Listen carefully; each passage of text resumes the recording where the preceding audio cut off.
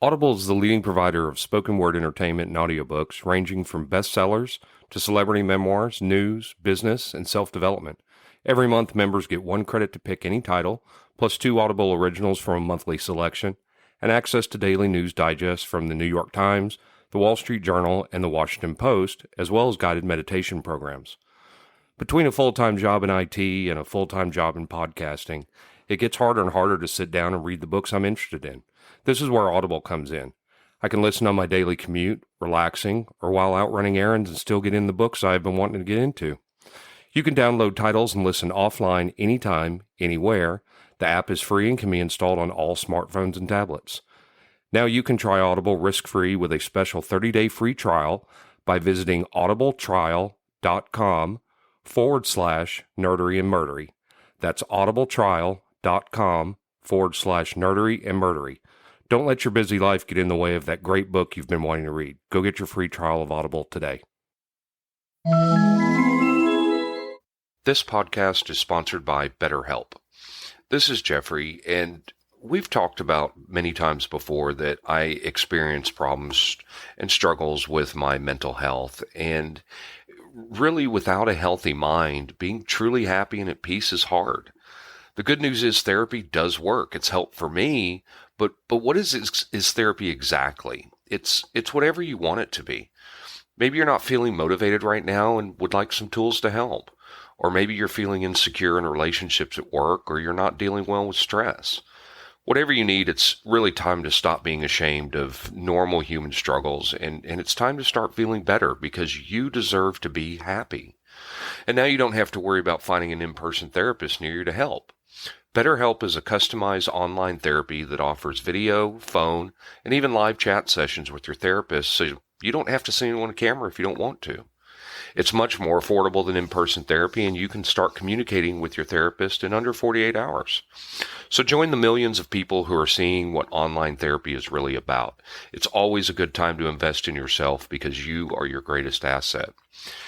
And there's a special offer to Nerdery and Murdery listeners. You can get 10% off your first month of professional therapy at betterhelp.com/nerdery and murdery. That's betterhelp.com/nerdery and murdery. Thanks again to BetterHelp for sponsoring this podcast.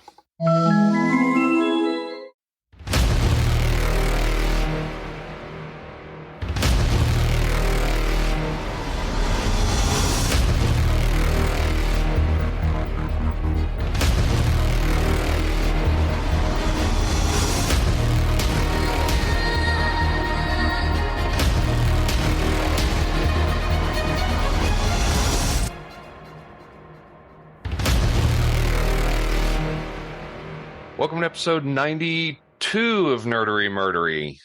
Big 92. I'm Zig with your nerdery. I'm Geoffrey with your murdery. I had to think about that for a minute, even though I just said it before we started recording. I know, right? Still had to think about it. I'm still a little bit groggy. So, well, it is New Year's Day. So. For us, it is. For our listeners, it's quite a bit past that. Yes. So, still trying to wake up myself. So, with that, Zig, I will let you take over on the nerdery side of the house. Awesome. Today, we're going to do a Star Wars episode. Outstanding. We're going to talk about Star Wars, the Clone Wars. We're going to talk about both the series because there were actually 2 of them. Because chronologically, this is what comes next. Right. After this, we'll do the Bad Batch, and then it'll go into the Phantom, or not the Phantom Menace, Revenge of the Sith. Right. So the Clone Wars takes place between 22 and 19 BBY.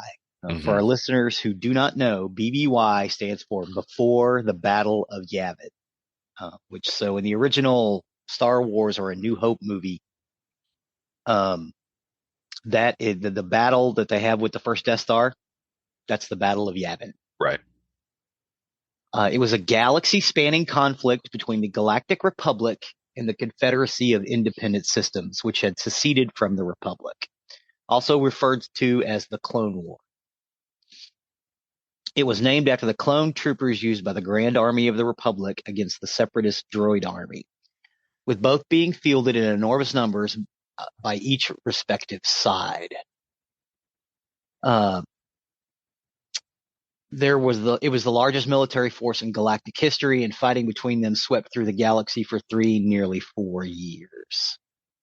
Prior to the conflict, Darth Sidious, under his alter ego Sheev Palpatine, had spent years amassing political power, eventually rising to become the Republic's supreme chancellor.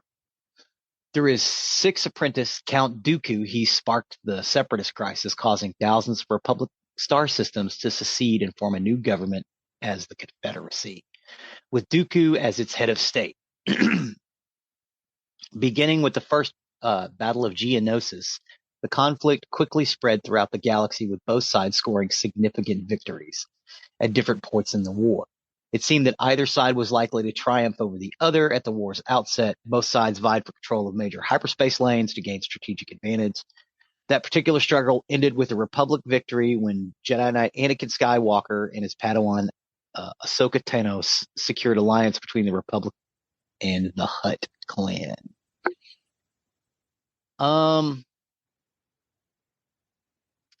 So let's talk about the series. That's just kind of an overall arc of what happens in it. And it's a lot. There's 8 seasons now at this point. No, 7 seasons. 7, I believe. Yeah, 7. And then you also have to count the 2D mini episodes, which ended up being a season to themselves. Now, Lucasfilms reportedly conceived of the series as a way to sell more action figures because the prequel trilogy figures were underselling. It was produced and directed by Genndy Tartakovsky, the creator of Dexter's Laboratory and Samurai Jack, and employs a similar animation style to the latter. According to Tartakovsky, the series was developed in 2 weeks and created by a small crew. And it was stressful because he had to translate this world he'd loved since he was a kid into something completely different. Tartakovsky stated that the purposely animated C-3PO with movable, expressive eyes to pay homage to his animation appearance in the Star Wars Holiday Special and the series droids. Additionally, the planet Nelvan's name was a nod to Nelvana, the production company that produced all Star Wars animated series. In Chapter 21, a Dulak appears, a species introduced in Ewoks. According to the art director Paul Ruddish, the Making Clan planet of Munilist was designated to look like a U.S. dollar bill. So this series that Tartakovsky did was just supposed to be a small little run. They were, 10, 15-minute little shorts that eventually they cobbled together.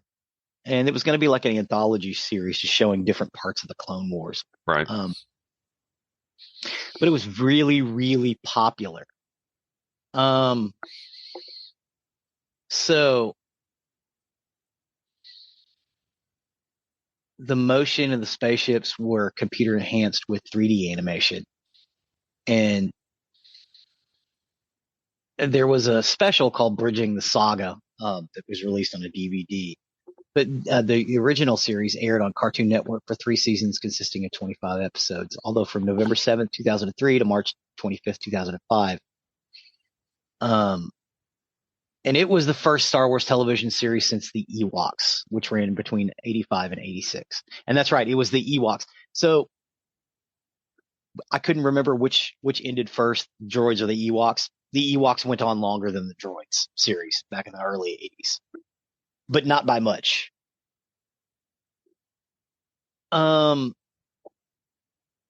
So since its release, the series received critical acclaim and won multiple awards, including Primetime Emmy Award for Outstanding Animation Program for both volumes. Its success led to it being spun off as a half-hour CGI series, The Clone Wars, in 2008. But the 2D series basically picks up shortly after the Attack of the Clones, and the failing Galactic Republic and the Jedi are under siege from the Separatist Confederation of Independent Systems and the Sith. As the war rages, more and more planets slip from the Republic's control. The main storyline of the first volume features the Jedi Knight Obi-Wan Kenobi leading an assault on the planet Munalinist. It was the banking clan's planet. Mm-hmm. Am I pronouncing that right? Sure. Yeah. Well, they really didn't talk about it. They just called them the banking clan in the movies. But they were the ones basically funding the separatist cause. They hired a bounty hunter called Dirge to command their droid armies on the battlefield. Anakin Skywalker is personally appointed to lead the Space Force by Supreme Chancellor Palpatine. Meanwhile, Separatist leader Count Dooku takes the Force-sensitive Asajj Ventress as his Sith apprentice and sends her to eliminate Anakin. On Yavin 4, Anakin manages to defeat Ventress in a lightsaber duel by drawing on his anger, which was his first step towards the dark side. Well, no. the first step is when he basically killed an entire village of sand people. Yes, when he slaughtered the Tusken Raider village. Yes. Yeah, this would be step 2. Yeah, pretty much. And surrounding the storyline, there were various battles focusing on other Jedis and their wartime exploits, including Mace Windu, Master Yoda, Kit Fisto. Kit Fisto leads an aquatic regiment of clone troopers on the waterworld of Mon Calamar, Mon Cala, where he first encounters General Grievous. In Volume 2, Obi-Wan sends his team of ARC troopers to Hypori to rescue the Jedi from Grievous. The Republic is desperate, and after much consideration, the Jedi Council decides to promote Anakin to the rank of Jedi Knight. And then the series jumps ahead to nearly the end of the war, when Anakin has become a more powerful Jedi. He aids Obi-Wan in capturing a fortress, saves Sensi Tin in a space battle, and rescues Jedi from crab droids. Anakin and Obi-Wan are assigned to search for Grievous on the planet Nelvon, which is Genndy Tartakovsky's nod to Nelvana, which was an animation house. But instead liberating a group of Nelvanians who had been enslaved and mutated by the separatist Techno-Union. Anakin then sees a cryptic vision of his eventual transformation into Darth Vader. So that's the first time he kind of sees that there could be some problems going on. And then they set out to rescue the Chancellor over Coruscant, leading directly to the beginning of the film, Revenge of the Sith. Several attempts were made to maintain continuity with the overall saga, especially with this 2D series. Most notably bridging Attack of the Clones and Revenge of the Sith, which is originally what it was supposed to do. Right. Because, they wanted to show some of the Clone Wars, but in the movies, they really wanted to show how this glorious Republic descended into chaos and authoritarianism. So that was kind of what the movies wanted to show. And then they, the battles, they kind of pawned them off with this cartoon series. It's where Anakin, you also see where Anakin gets the scar on his face that he has in Revenge of the Sith. Mm-hmm. Yeah, there's a lot that takes place in the Clone Wars that aren't really explained real well in the movies, and so you've got to watch the Clone Wars in order to understand. Yes. And the thing was, it was so popular that it was like, why don't we go ahead and continue this and kind of study the stories of these troops, in the Clone Wars. So both of these series can be seen together, even though the animation style is different. Both of these series kind of mesh together because the CGI, the Clone Wars series depicts Grievous like already beginning in a weakened state. Well, the other series shows that Grievous, was the first time Grievous got injured. Mm-hmm. So they kind of meld together, as it were. And they did kind of draw a bunch of stuff from the movies. Like Volume 2 shares aspects of its storyline with the novel Labyrinth of Evil, which was basically created at the same time. A lot of stuff with Palpatine. And then they did a CGI movie called Clone Wars, which served as the pilot for the new series. But they wanted to keep the same character designs from the 2D series. But it was originally reported that the 2008 series would not supersede the continuity of the 2003 series, but Disney's acquisition of Lucasfilms in 2014, it was announced that CGI The Clone Wars was officially be considered canon, while most of her spin-off works would not. Even though the 2D series and the 3D series basically they mesh together. There are a few things that are off, but with casual viewing, it's nothing you would really pick up. You could still watch them and be confident that it's fairly canon.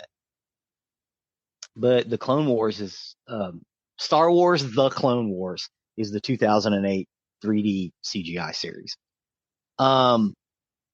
It was created by George Lucas, and it's set in the fictional Star Wars galaxy during the 3 years between the prequel films, Episode 2, Attack of the Clones, and Episode 3, Revenge of the Sith. The 2003 Clone Wars series, Dave Filoni served as the supervising director of the series. And the series began with a theatrical feature film that was released in August 15th, 2008. It debuted on the Cartoon Network 2 months later on October 3rd, 2008. Episodes had a runtime of approximately 22 minutes, which was a little bit better than the previous series, which they only ran, again, they're 10-minute shorts that they just kind of cobbled together for episodes.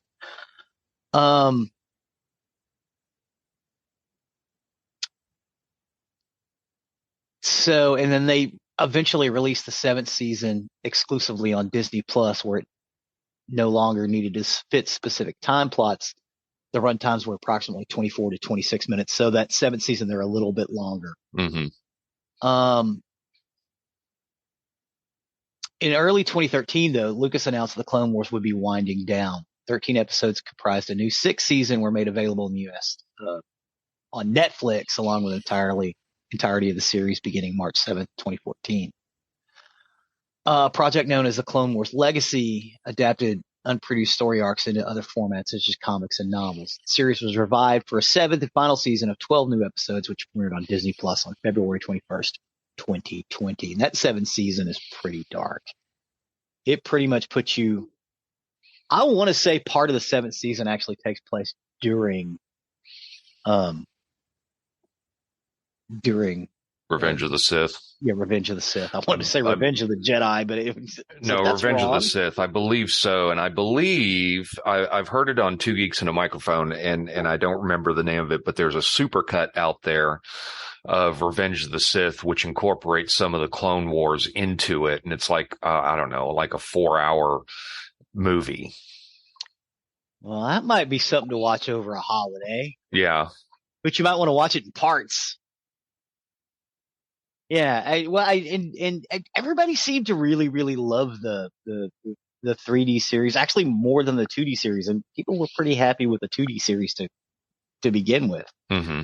But again, going back to that time, we were getting more Star Wars, but we were kind of Star Wars starved for a long time. Right. Some of the characters created for the Clone Wars have gone on to appear in other works, including animated series Star Wars Rebels and the live-action series The Mandalorian. I think the character of Ahsoka Tano, who is getting her own series now, she was such a popular character that they kind of want to incorporate her into, because they weren't planning to incorporate her into any live action stuff. It was like, oh, she's just like this kid that Anakin kind of mentors but they had to wrap up her storyline in season 6 because she's not in Revenge of the Sith. Mm-hmm. There's no mention of her in Revenge of the Sith. So. No, she comes about in The Mandalorian and Book of Boba Fett. Yep. She also shows up in Star Wars Rebels. And she also shows up in Star Wars The Bad Batch, which is what I will probably be reviewing next. Mm-hmm. Either The Bad Batch or the Tales of the Jedi, because canonically they kind of take place at the same time, even though the Tales of the Jedi takes place way before, because you see Dooku and well, you see Dooku as a young man in that, Mm-hmm. and it kind of spans that whole period. You find out what happened to Yaddle and all of that stuff. But it's an anthology series. So it's either going to be the Bad Batch or Tales of the Jedi. I'm not really sure. I have to figure out canonically where it fits into what I'm going to do next. But the Bad Batch centers on a clone trooper team introduced in the Clone Wars 7th season. Are they the Bad Batch? Are they part of the 501st? Yes, they have Bad Batch. There's some Bad Batch guys there.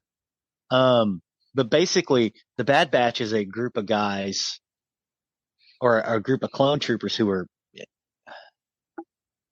messed up clones. Mm-hmm. So they put them all together in a unit and they basically use them as a first strike team. Mm-hmm. They're like a Dirty Dozen almost. Right. And, however, because they were screwed up clones, Order 66 didn't affect them. Right. So they're kind of running behind the scenes a little bit. There were new characters created specifically for the series, such as Anakin's Padawan Ahsoka Tano, and the clone trooper Captain Rex of the 501st Legion, which is where, we get Captain Rex from. Right.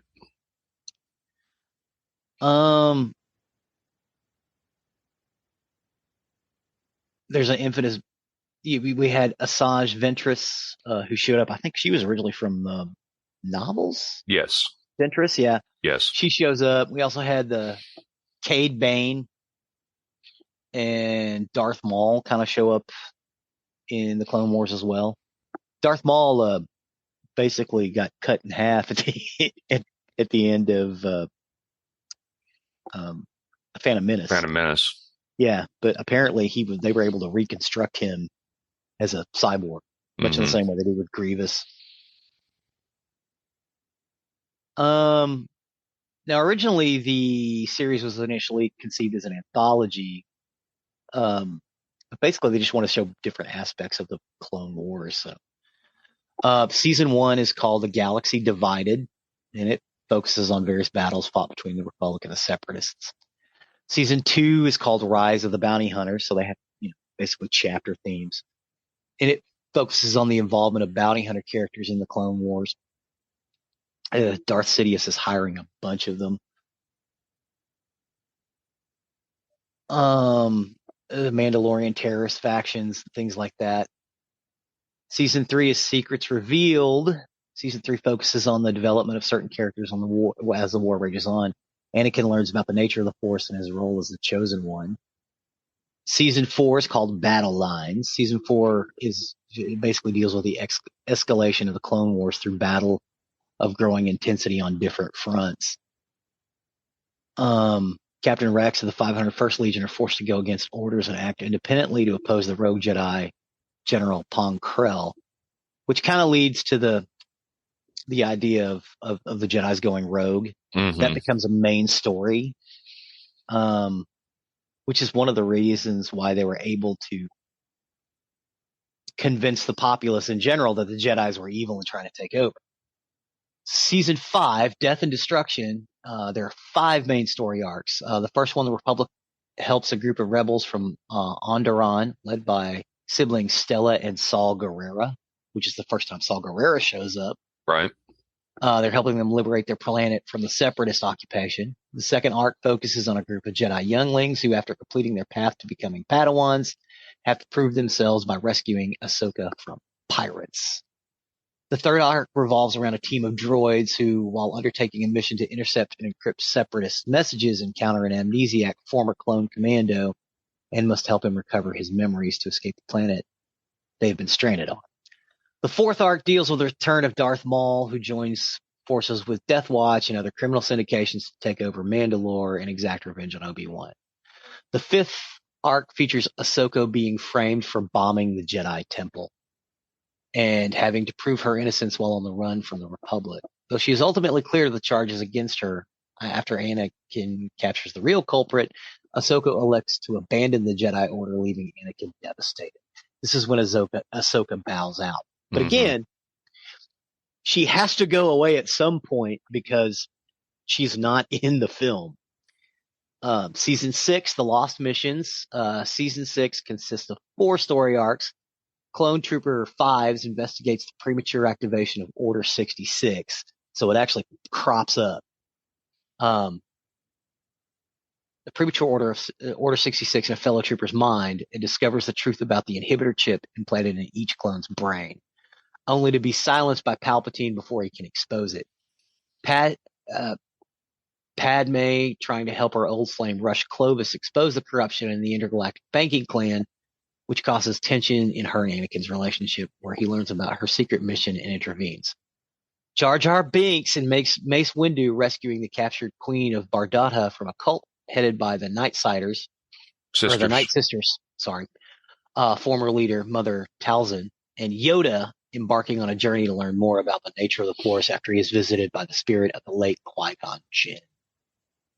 Season 7, the final season. Season 7 consists of 3 story arcs. The first one is focused on Captain Rex's character, as he, Anakin, and a team of clones with genetic mutations rescue ARC Trooper Echo. This is the Bad Batch. Previously believed to have been killed in action, and they defeat the Separatists on Anaxis with his help. The second focuses on Ahsoka, who befriends Sisters Trace and Rafa Martz and helps them settle a debt with the Pike Syndicate.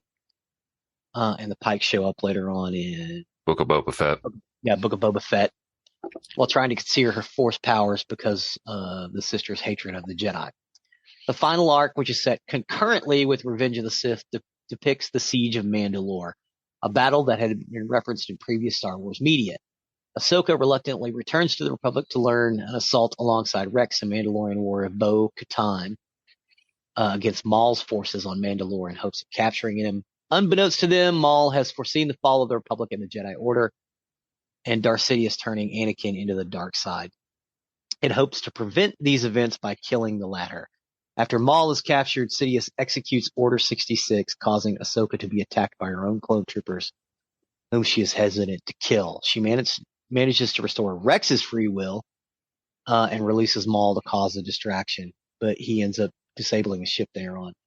All 3 ultimately escape, with Ahsoka and Rex later burying clones who died in the ship's crash and going their separate ways. The final scene of the series shows Darth Vader finding Ahsoka's lightsaber among the ship's wreckage sometime later and leaving with it in silence. I have also included, because the first season was anthological, and the second season, a lot of things are happening at the same time, I have also included an episode guide on our in the notes on our page, so you can see if you want to run the story down chronologically. It is listed chronologically, so you can watch the episodes chronologically. On all the first series, it all basically happens at the same time. Doesn't matter how you watch it because it's all going on at the same time, but it's a real short period. But it does kind of give you the list of how everything plays out if you want to see that. That is basically all I have for the Clone Wars, other than get out and watch it. It's on Disney Plus. It's really, really good if you like Star Wars. There's a lot going on. It's a good series. It's dark. They didn't shy away from killing folks in it, but it's not so rough that kids can't watch it. It is still basically a children's series. But maybe older kids. Like, I wouldn't show it to my 5-year-old or 5-year-old, but you could show it to an 8 or 9-year-old, because they know what's coming. Sure. But that's about it for the Clone Wars. Well, thank you for that. I enjoy taking our trips down Star Wars as always, and especially doing it chronologically. That's really cool that we're doing that. I appreciate that. Yeah, it's some of them I have to kind of figure out which came first, what was first, the chicken or the egg. Right. So with this one, it's like, okay, I definitely know that Clone Wars comes next.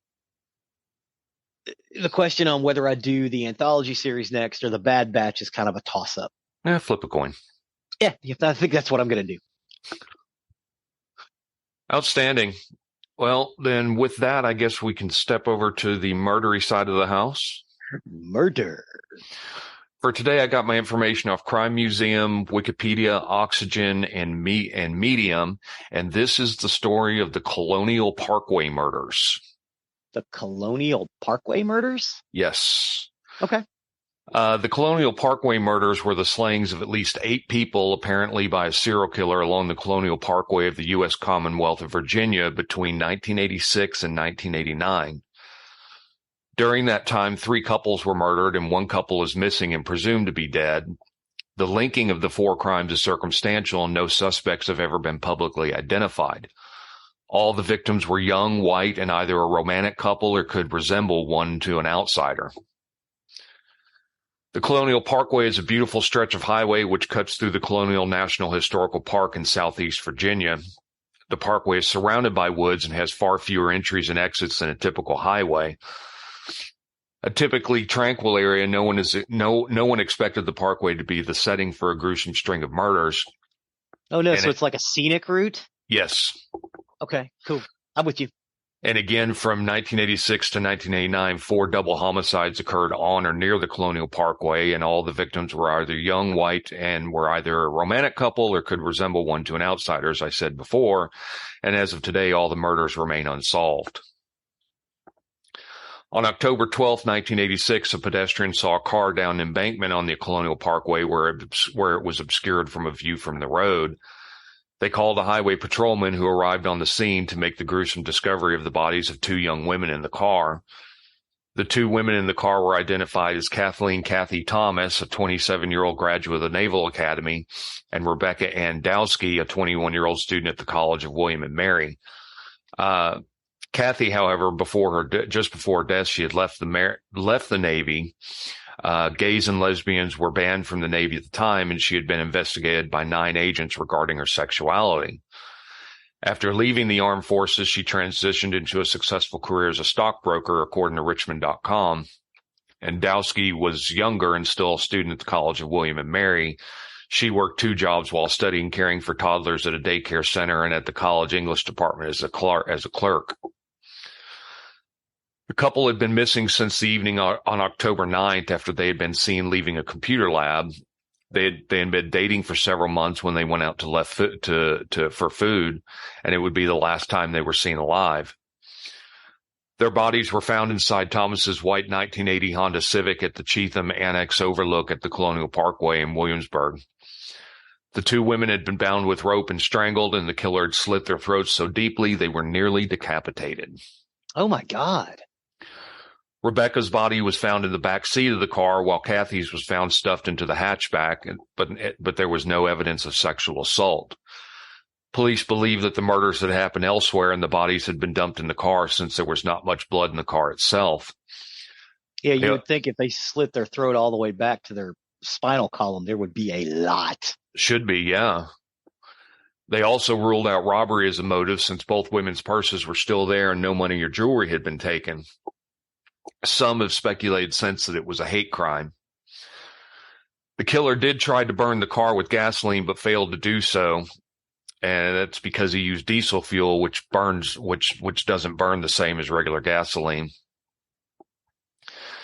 It appears that Thomas may have struggled with her attacker as a clump of hair was later found between her fingers. Both women were found fully clothed, and again, there was no evidence of robbery or sexual assault, but it was considered a double murder. Because of the perpetrator's clear focus of violence against Kathy, initial investigators assumed Kathy had known her murderer, and their primary suspect was her ex-girlfriend, Jolene. Jolene and Kathy had dated seriously, but had been broken up amicably, and Jolene had even introduced Kathy to her new girlfriend, Rebecca. Jolene and Rebecca were in a computer class together at the College of William and Mary to become quick friends, close enough for Jolene to introduce Rebecca to her ex and wish the happy couple well. I'm stumbling over my words today. Happy cuppy. That's a hard one. Happy cuppy. Happy cuppy. The FBI pursued the wrong suspect by pursuing Kathy's ex-girlfriend and also based their investigation on a seriously flawed timeline. They believed that Kathy and Rebecca were killed on the evening of October 10th, but all evidence pointed to two women dying on the night before on October 9th. Kathy did not show up for work on Friday, October 10th, and Rebecca did not show up for her classes that day. Also, Kathy and Rebecca always met up on Thursday nights and drove to the same secluded spot on the Colonial Parkway together, the spot where Kathy's car was found. In order to fit the FBI's theories of events, the women would have had to have met up on a Friday instead of their usual Thursday night rendezvous and would have had to be both no-shows at their jobs and schools on Friday for no reason. The timeline does matter because suspects who had an alibi for Friday night may have been falsely excluded when Kathy and Rebecca had already been dead for 24 hours. And again, Kathy Thomas died clutching a handful of her killer's hair. This and the butts from cigarettes and the perpetrator had thrown from the car in an attempt to light it on fire could both be important sources of DNA and one day help bring in the killer to justice. The police investigated exhaustively, but the case eventually went cold. Please tell me they have the hair in evidence. Yeah, they still have it in evidence, just no suspect to trace it to as of yet. Okay. Things seemed to return to normal until September 22nd, 1987, when the bodies of another young couple were found along the bank of the James River in Virginia. The two bodies were David Knobling, 20 years old, and Robin Edwards, 14, who had been missing since September 19th. They had met in an arcade later that day, and Robin had snuck out later that night to meet up with David. It's still unclear what David and Robin were doing the night of their murders in 1987. Knobling's black Ford Ranger pickup truck was found at the refuge parking area next to the James River Bridge, and the wipers and radio on and some articles of clothing inside. 3 days later, two bodies were discovered by David's father and a search party along the water's edge of the James River. There were two pairs of underwear, shoes, and David's wallet found in the car, which ruled out robbery as a possible motive. The driver's side window was partially rolled down, causing police to believe that the perpetrator had possibly been posing as or was some sort of uniformed officer. Both victims had been shot, Robin in the back of the head execution style, and David twice, one in the head and once in the shoulder, like he had been running from the killer.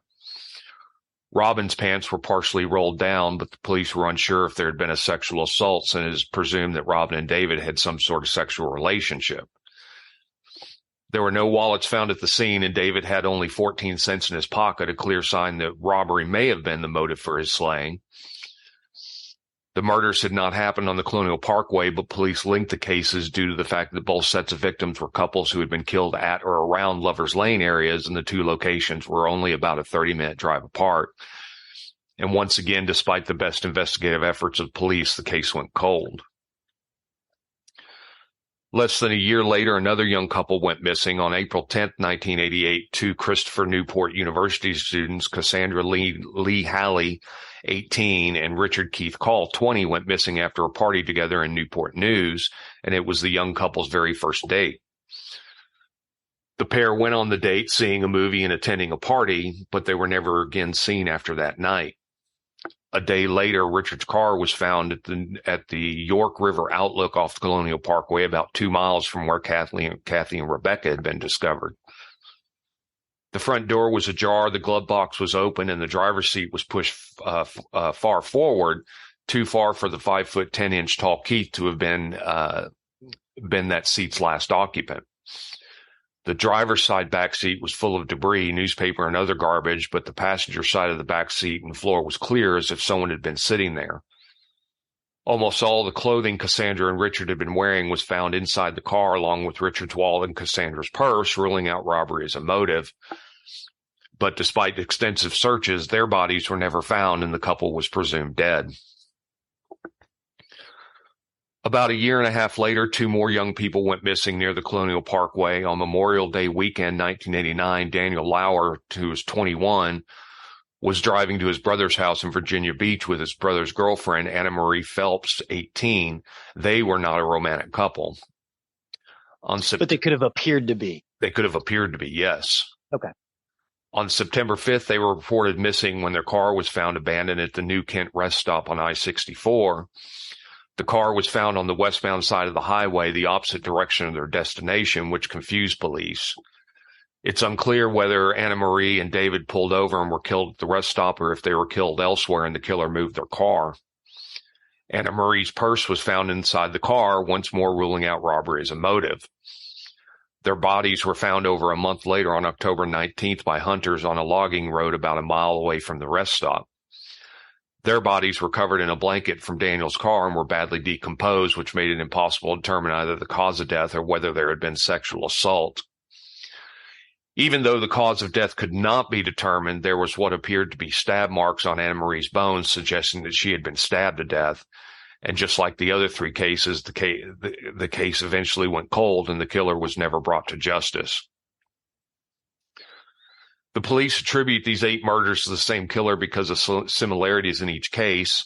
All the victims were killed at or near their car, the first 3 being found in known Lovers Lane areas. None of the victims were robbed, and sexual assault did not appear to be a motive in any of the cases.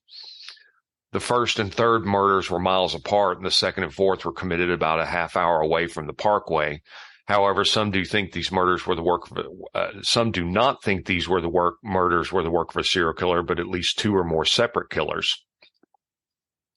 The differences in killing methods is something that's often pointed at, as Kathy and Rebecca were strangled and then they had their throats slit. David and Robin were shot, and Anna Marie and Daniel were presumably stabbed. And remember, we've got 2 that are still missing. Yes. Detective Steve Spignola was asked to investigate the Colonial murders as a private investigator.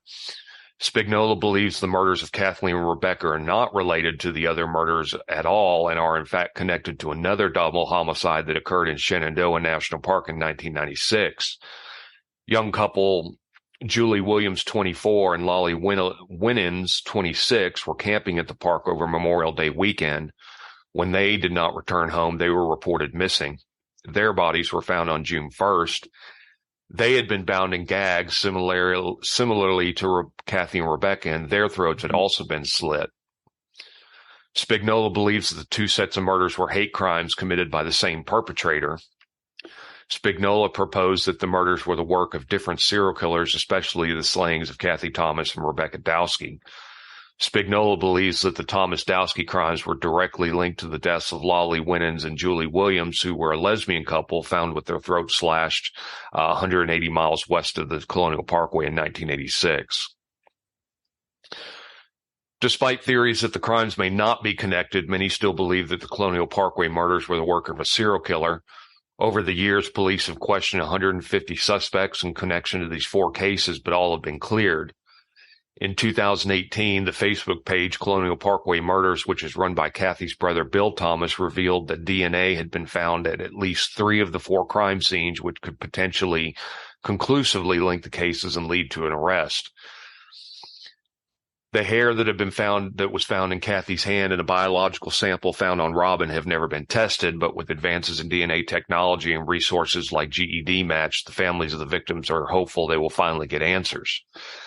If you do have any information on the murders of Kathleen Thomas and Rebecca Dowski or any other Colonial Parkway murders, please call the Norfolk, Virginia FBI field office at 757-455-0100.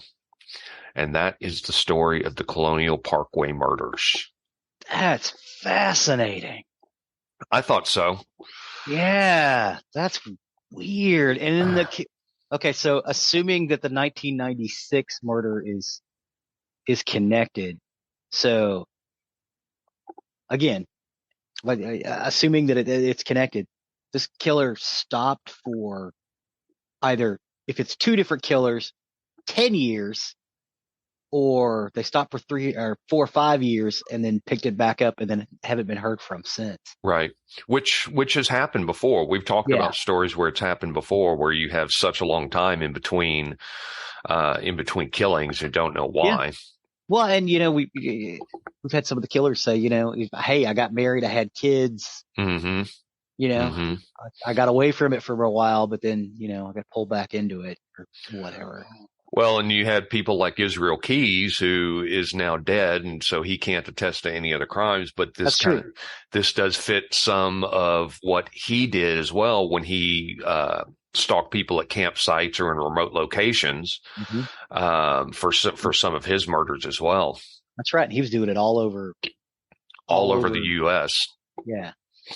So, could he be a potential suspect in this as well? So, I mean, like I said, he's now dead, so we'll never know. But wow, this was a wild one. Yep, that's a wild story. Thank you, sir. Thank you. Thanks for taking that trip with me as always. And as always, you can find information on our website, nerderymurdery.com, where you can find links from our episode plus pictures, find links to our YouTube page. Yes, we have a YouTube page where we have playlists for every episode we do. So if you want to know what we're talking about, you can go and check that out. You can even check it out before the episode. So just in case you wanted to bone up on what we were discussing, usually there's lists or music or little videos and things that we think are funny. Yeah, and Zig does really good stuff on both Facebook and TikTok. I appreciate seeing those. Oh, yeah. That's some good stuff as well. Yes, I do want to point out that all of the music on TikTok that are with our videos for TikTok are music that we have talked about. Yes. You can also find the link to our merchandise, where if you wish to show off your nerdery and murdery fandom, please do consider that as well. And you can also find the link to our Patreon, where if you wish to help donate to the show, help keep us going, because there are costs associated with this, and it is not used, as the two geeks and a microphone say, to fuel up their Lamborghinis. It is not. So I've stolen that for them. So please and thank you. Thanks, two geeks. And as always, please don't forget to leave a 5-star review wherever you can. It helps us and helps others find our content that may be looking for the stuff that we talk about. So with that, I have been Zig with your nerdery. And I'm Geoffrey with your murdery. Cue the music.